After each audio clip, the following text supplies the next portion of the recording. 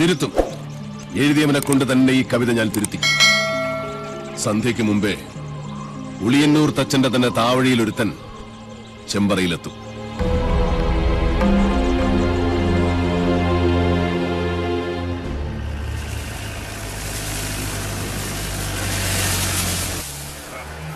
Stop എന്ന് വെച്ചാ നിർത്തുക.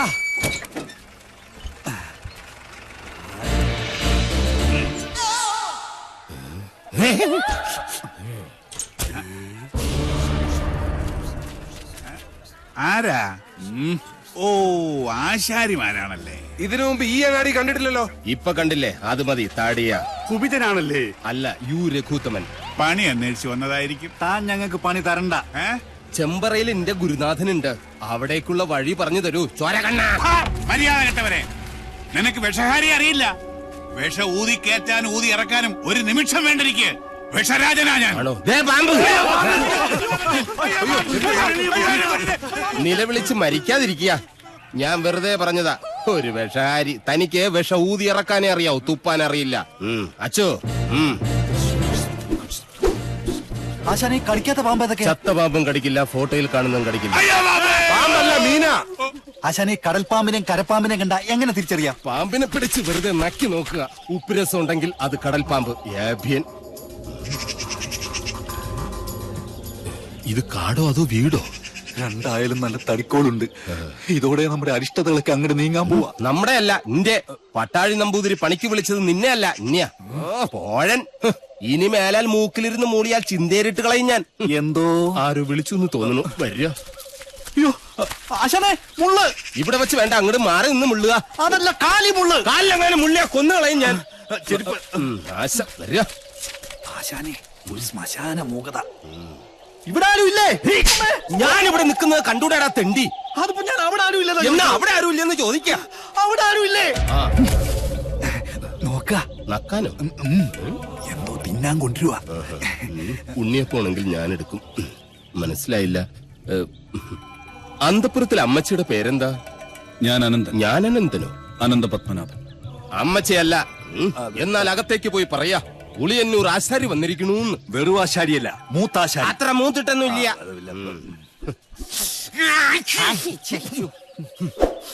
നല്ല അരളി പൂത്ത മണം. അരളിപൂത്ത മണമല്ല, പിന്നെ അവിടെ ആണലി പെറ്റെടുത്ത മണോ. എന്താ കാണുന്നു? അയ്യോ പാമ്പ്, നീ അങ്ങോട്ടോട്, ഞാൻ എങ്ങോട്ടെങ്കിലും ഓടാം.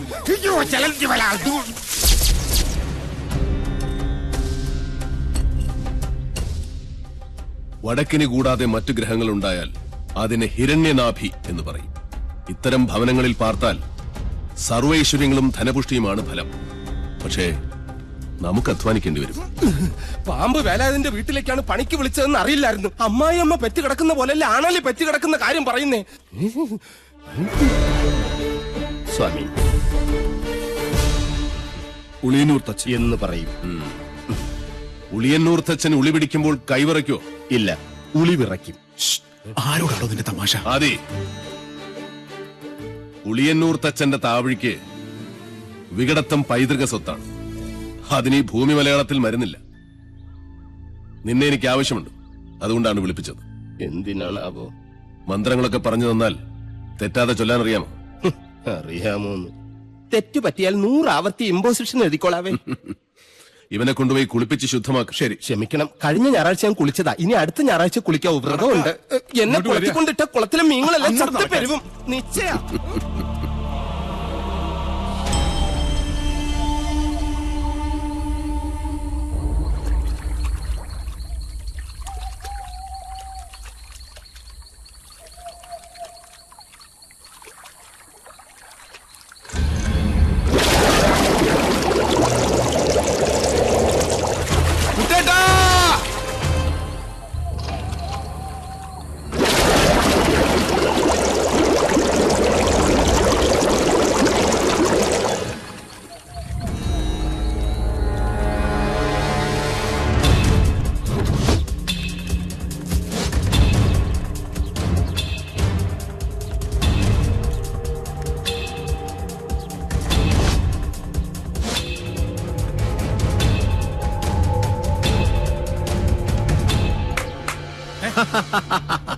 അറിയോ, ദ്രോണരുടെ കയ്യിൽ ഇതിലും വലിയ ദിവ്യായുധങ്ങളുള്ള കാര്യം മുമ്പ് ചതിച്ച പോലെ ഇതെന്നെ ചതിക്കില്ലടാ. ഏട്ടാ, ജ്ഞാനികളെ ഉണ്ട കൊണ്ടല്ല ബുദ്ധി കൊണ്ട് വേണം കൊല്ലാൻ. ഏട്ടനിപ്പോ തൊഴുത്തിലേക്കില്ലേ? ഏട്ടനെ കാണാൻ വല്ലപ്പുഴയിലെ പോത്തോട്ടക്കാരനില്ലേ കെല്ലാ മുഹമ്മദ് പുള്ളി വന്നിക്കുന്നു. ചെല്ല്. ദ്രോണരുടെ നേർക്ക് ജയേട്ടൻ ഉന്നം പിടിച്ചു നിന്നാലും ഈ തോക്ക് പൊട്ടില്ല. അല്ലേ ഗിരിശേട്ടാ? അതെന്താ? നെല്ലൂർ മന ഭദ്രമായിരിക്കേണ്ടത് സാവിത്രിയുടെ ആവശ്യമല്ലേ? സാവിത്രിയുടെ മാത്രം. സാവിത്രി.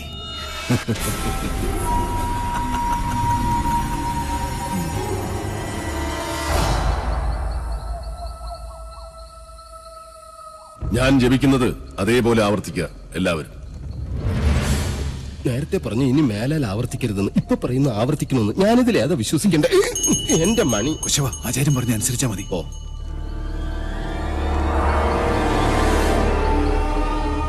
പൂർവാഗ്നേയീ ദക്ഷിണാച ദക്ഷിണാച നൈര്യതീ പശ്ചിമാ തഥാ നൈര്യതീ പശ്ചിമാ തഥാ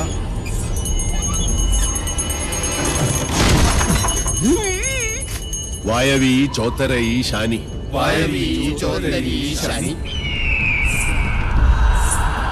ദിശാ അഷ്ടവിമാ സ്മൃത ദിശാഷ്ടവിമാ സ്മൃത.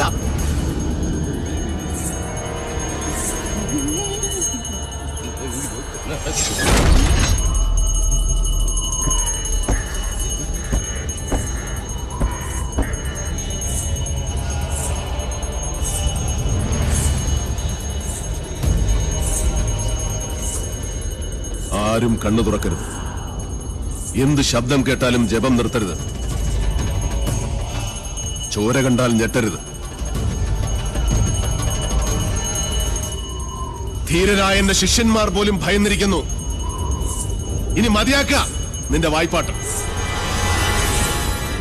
ആയുധപ്രയോഗം ബ്രാഹ്മണനെ വിധിച്ചിട്ടുള്ളതല്ല. എങ്കിലും ഞാനത് ചെയ്യും. അറുത്തെടുക്കും നിന്റെ നാവ് ഞാൻ. നീ മുടിയഴിച്ചിട്ട് കൂളിയെപ്പോലെ കൂവി ആരെയും നീ പരിഹസിക്കില്ല. ഓം വിശ്വകർമ്മണ്യേ നമഃ. ഇനി നിന്റെ നാവ് ചലിക്കില്ല.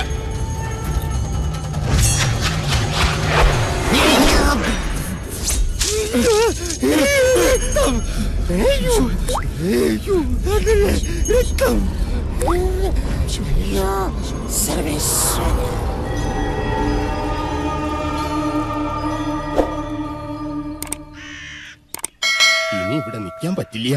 രാത്രി ആയി കഴിഞ്ഞാൽ യക്ഷികളുടെ ഫാഷൻ ഷോ കണ്ടു മടുത്തു. ദാഹിക്കുമ്പോ ഷാർജ ഷേക്ക് കുടിക്കുന്ന പോലല്ലേ രക്തം കുടിക്കുന്ന ചരക്കകത്ത് കൂടിയിരിക്കുന്നത്. ഇനി ഞാനിവിടെ നിന്നാൽ എന്റെ ജീവിതം വവ്വാല് ചപ്പിയ മാങ്ങ. അവിടെ നിൽക്കുക. തിരിഞ്ഞു നോക്കില്ല ഞാൻ. ഇതുവരെ ചെയ്ത പണിയുടെ കൂലി ഈ ഓട്ട് കിണ്ടി കൊണ്ട് അഡ്ജസ്റ്റ് ചെയ്യാന്ന് വിചാരിച്ചു. മുതലായിട്ടല്ല. കൂലി തന്നില്ലെങ്കിൽ തച്ചന്റെ ശാപം നിങ്ങളുടെ തലയിരിക്കും. എന്നാൽ വരട്ടെ. നീ പോവില്ല രൗത്തമ. ഗുരുവിന്റെ സമ്മതമില്ലാതെ നീ മനയുടെ അതിർത്തി കടക്കില്ല. കടന്നാൽ നിന്റെ രണ്ട് കാലും തളർവാദം വന്ന് ശോഷിച്ച് ഈർക്കിൽ പോലാകും. ശിഷ്ടകാലം ഭൂമിയിൽ പാമ്പിനെ പോലെ ഇഴഞ്ഞു നടക്കുന്നീ. ഓർത്തു നിൽക്കുക. അതിനോട് ആരാ പോന്നെ? അളയാ നിൽക്ക. ഞാൻ എന്നെ കൊന്നിട്ട് പോരെ.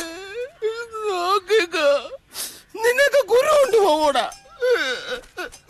എന്റെ മുത്തച്ഛൻ കോപ്പൻ. അയാള് പണിത വീടാത്രേ. അന്നേ രണ്ട് ഉത്തരവും ഇതിന്ന് ഒരു തൂണും അടിച്ചു മാറ്റിയിരുന്നെങ്കിൽ ഞാൻ ഇങ്ങനെ കിടന്ന് ഈ യക്ഷിപ്പറമ്പ് തൂക്കേണ്ട വല്ല കാര്യം ഉണ്ടായിരുന്നോ?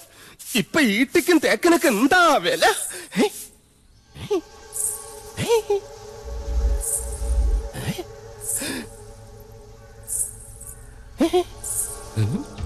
എന്തോ കിലുങ്ങുന്നുണ്ട്. ഇങ്ങനെ നിൽക്കുന്നോണ്ടായിരിക്കും. ഇരിക്ക. യമനെ കൊന്നയാമ്പ കൊമ്മിട്ടിരിക്കുന്ന പാർട്ടിയായ യക്ഷിപ്പറമ്പെന്ന് പറഞ്ഞത് പിടിച്ചില്ലായിരിക്കും. സാവിത്രി അമ്മേ, എന്നെ കൊല്ലരുത്. ഞാൻ സാവിത്രിയല്ല, തുളസിയാ. അതിനിടയ്ക്ക് പേരും മാറ്റിയോ? മാധവേട്ടനില്ലേ?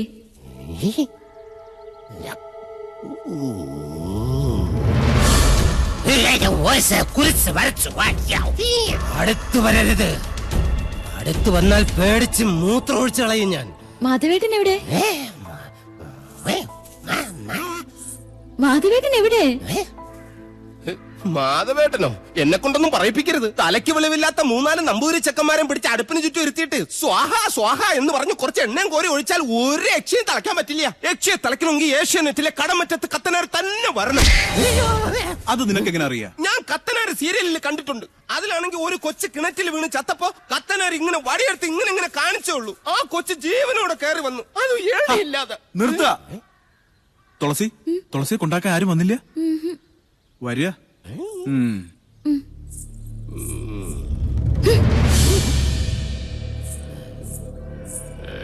ഇവിടെ യക്ഷിയുടെ മറവിൽ സ്ത്രീകൾ വരുന്നു, ജപങ്ങൾ മുറയ്ക്ക് നടക്കുന്നു. അങ്ങനെ ചിന്തിക്കാൻ പോലും പാടില്ല. എനിക്ക് കിടന്നാൽ ഉറക്കം. രഘുത്തമ. എന്താ? ദേ ഇവിടെ ഉണ്ട്.